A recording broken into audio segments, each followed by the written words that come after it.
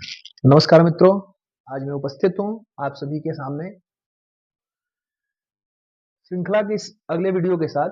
मित्रों, आज हम लोगों का विषय रहेगा कुंडली का एकादश भाव, आय भाव, भव भाव जिसका नाम है। इस विषय के बारे में जानने और समझने के लिए हम लोग उपस्थित हुए हैं। मित्रों, ये भाव अच्छा रहता है अगर आय भाव अच्छा होता है तो वो स्वतः प्रेरित कर देता है व्यक्ति को कर्म करने के लिए।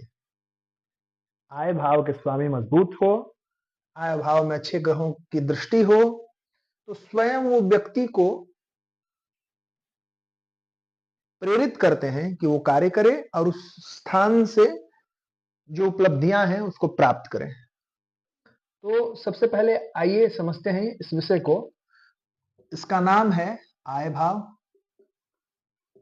आय भाव या भव भाव।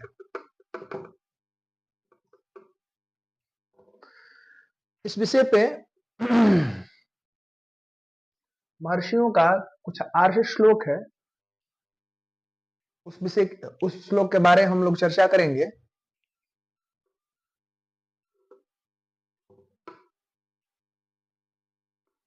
नाना वस्तु भवस्यापि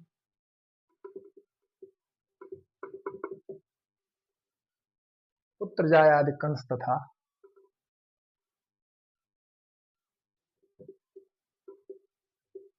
पुत्र की पत्नी अर्थात बहू,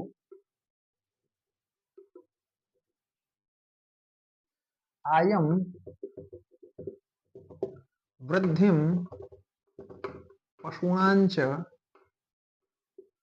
भवस्थाना निरीक्षणम। नाना वस्तु भवस्यापि पुत्र जायादिकंस तथा आयम वृद्धिम पशूणांच भवस्थाना निरीक्षणम। श्लोक का अर्थ है, इन सभी विषयों की चर्चा इस स्थान से की जाती है। इसके अतिरिक्त किन किन विषयों की चर्चा की जाती है उसका हम लोग चर्चा करेंगे। लाभ,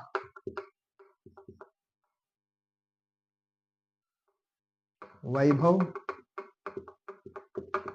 संपन्नता, स्त्री का शिक्षा, माता का मारक भाव है, मारक स्थान,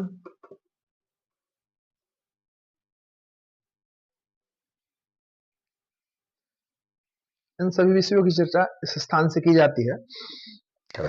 शरीर में बायां कान, बायां कान, पिंडलिनिया, पिंडली, टखना इत्यादि विषय में उत्पन्न विकारों की चर्चा यहां से की जाती है। तो ये जो विषय है इसके जो कारक ग्रह है वो गुरु है।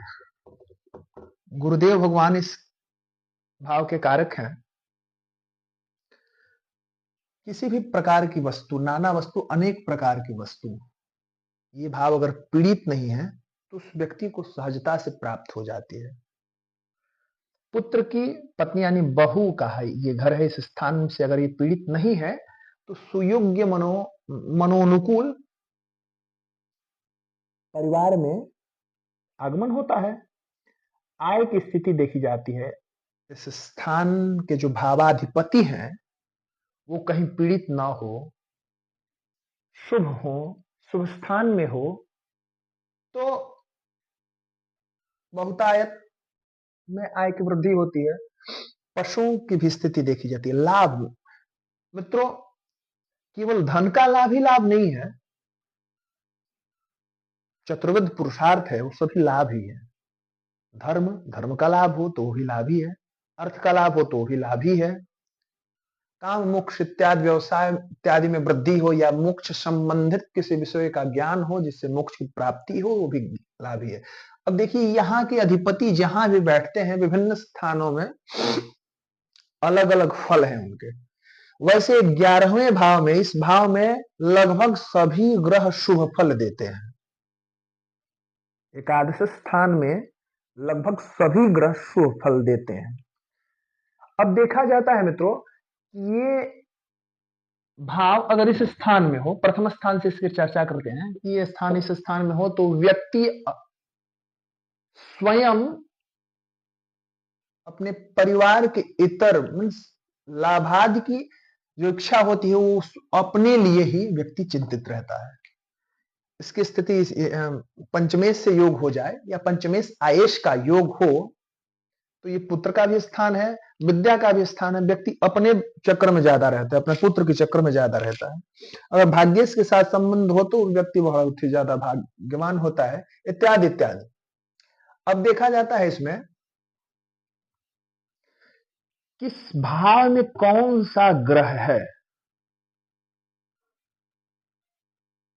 ये भावाधिपति, ये भाव कहीं पीड़ित तो नहीं, तो भाव पीड़ित होता है इसमें पाप कर्तरी योग इत्यादि तो नहीं लगा है। तो पाप कर्तरी योग कैसे लगता है, मान लीजिए कि यहाँ पे शनि हो गया, यहाँ पे राहु हो गया, यानी दोनों बगल पापक ग्रह आ जाए तो ये भाव पीड़ित हो जाता है। मुख्यतः पाप कर्तरी योग लगने लग्न भाव को प्रभावित करते हैं, तथापि एकादश भाव में भी इनका भी अक्सर प्रभाव देखा गया है। यहाँ पे शनि हो जाए, राहु हो जाए या सूर्य हो जाए, यहाँ पे मंगल हो जाए, ये पाप ग्रह हैं, चारों पापक ग्रह हैं, तो ये भाव को प्रभावित करते हैं।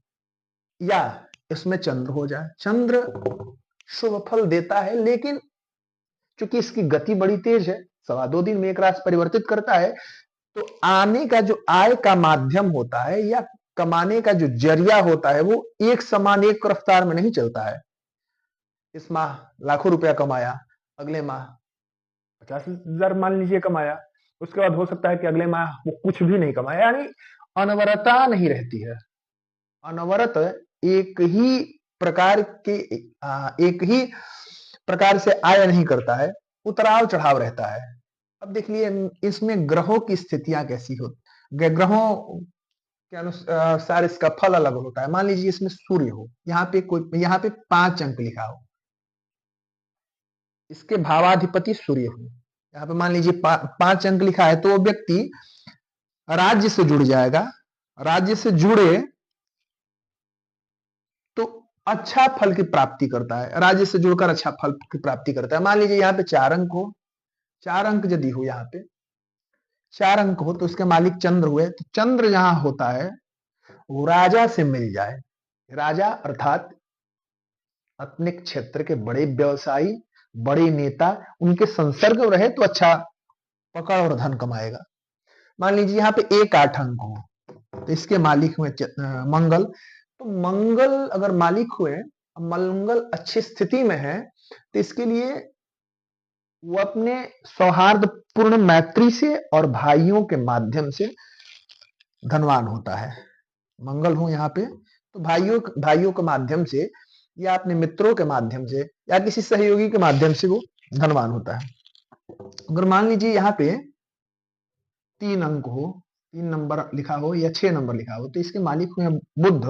अगर बुध हो, बुध इसके अधिपति हुए अच्छे स्थिति में है, तो व्यक्ति ज्योतिष या व्यापार से अच्छा धन कमाता है। अगर यहाँ पे 9 और 12 हो तो इसके अधिपति हुए गुरु, तो गुरु हुए तो अध्ययन के क्षेत्र में जितनी भी गतिविधियां हैं उससे जुड़ करके, पढ़ा करके, कोचिंग खोल करके, विद्यालय चला करके, इत्यादि इत्यादि, या व्यापार करके भी गुरु हो तो वो अच्छा धन कमा सकता है।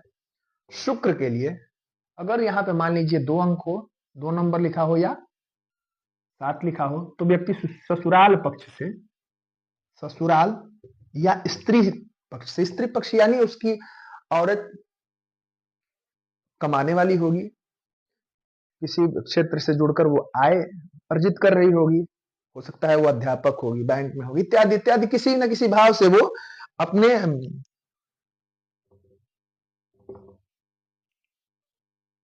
धनार्जित करता है।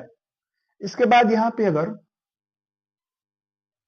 10 या 11 नंबर का अंक हो, इसके 10 या 11 हो यहाँ पे, तो इसके अधिपति शनि हुए, तो यदि शनि अधिपति हुए तो व्यक्ति लॉटरी से, जुए से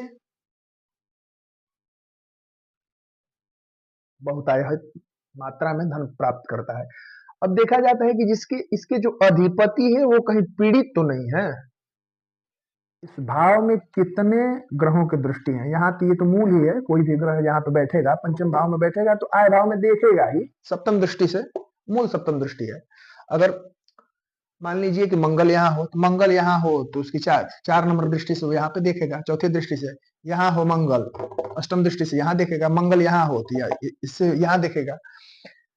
मंगल को कुछ विशिष्ट दृष्टियां प्राप्त है, 4, 8, 7 है। गुरु की भी कुछ विशिष्ट दृष्टियां प्राप्त है। 3 भावों को देखते हुए 5, 7 में उनकी मूल दृष्टि है। उन दृष्टि से अगर इस भाव को देख रहे हैं तो ये भाव प्रबल है और इस भाव से बहुतायत में इन सभी विषयों में लाभ होने की संभावना है। साथ में अगर ये भावेश कहीं पीड़ित है, आप कर्तरी योग लगाया है तो व्यक्ति के बाएं कान में दिक्कत हो जाएगा, घुटनों टखनों में भी दिक्कत हो जाएगा। इन विषयों की चर्चा इन कुंडली के इस भाव से की जाती है। मित्रों, आज के लिए बस इतना ही, मिलते हैं एक अगले वीडियो के साथ, उसमें व्यय भाव के विषय में हम लोग चर्चा करेंगे। तब तक के लिए इजाजत दीजिए। जय श्री राम, हर हर महादेव।